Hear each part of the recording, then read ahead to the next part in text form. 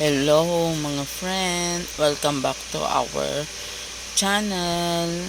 Ayan, let's cook. This is the unripe papaya from our garden. Ayan.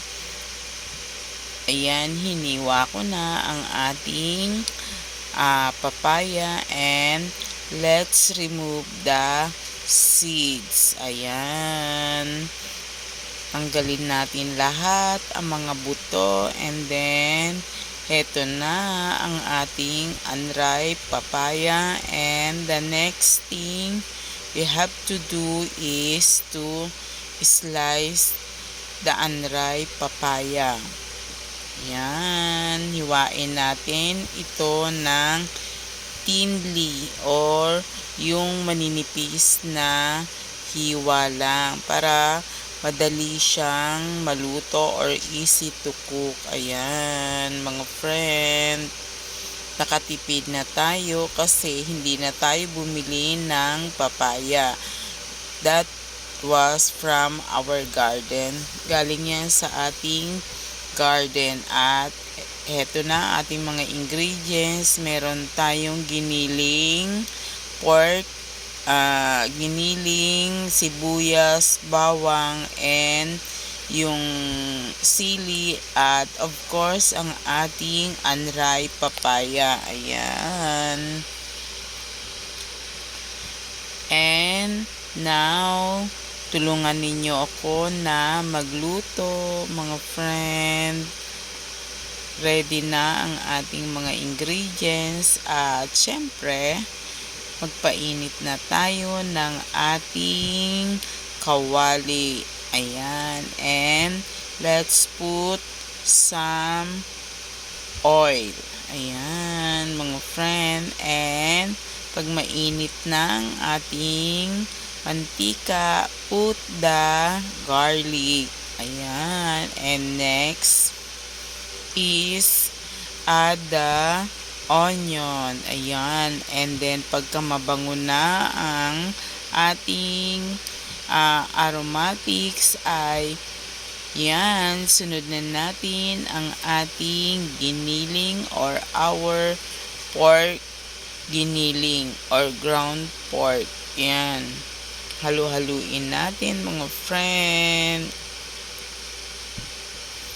hanggang sa medyo mawala yung pagka-pink. At para maluto ay takpan natin ang ating pork giniling. Ayan.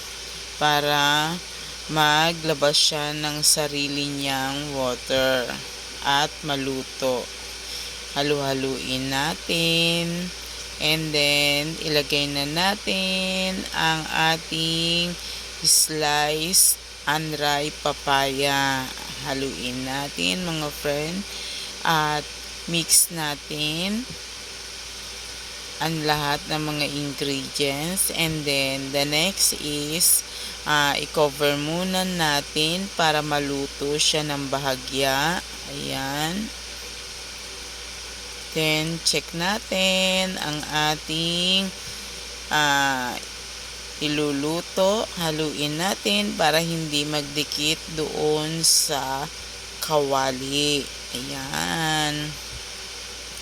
Madali lang naman din ito mga friend. At syempre, maglagay na tayo ng ating tubig para yan ay tuluyang maluto. Syempre, tatakpan muna natin at hayaan nating kumulo or let's it to simmer. Ayan. Pakulo-kuluin muna natin hanggang sa ito ay maluto mga friend. Ayan. Halu-haluin din natin. Syempre, pagka may paghahalo, halu-haluin natin para ang ating niluluto ay sumarap. Minsan daw kasi, ang pagsarap din ng niluluto ay nasa paghahalo. And, ayan, mag-add na tayo ng ating pampalasa, ang salt. Ayan. Kung kayo ay may mga iba pang mga pampalasa mga friend, aside sa salt ay pwede naman kayong magdagdag. Pero ako ay salt lang ang nilalagay ko. Kasi syempre, hindi na sa akin pwede yung iba pang mga pampalasa. At yan, para bumango siya, lagyan natin ng green chili. Gusto ko yung ganitong green chili. I like this green chili kasi it adds taste and aroma sa ating mga niluluto. And syempre, hindi na makapagpigil si Ate Lek. Tikman na natin. Yan, thumbs up. Masarap ang ating ulam for today. Simple lang, ayan, from the garden, unripe papaya, ayan. Let's eat!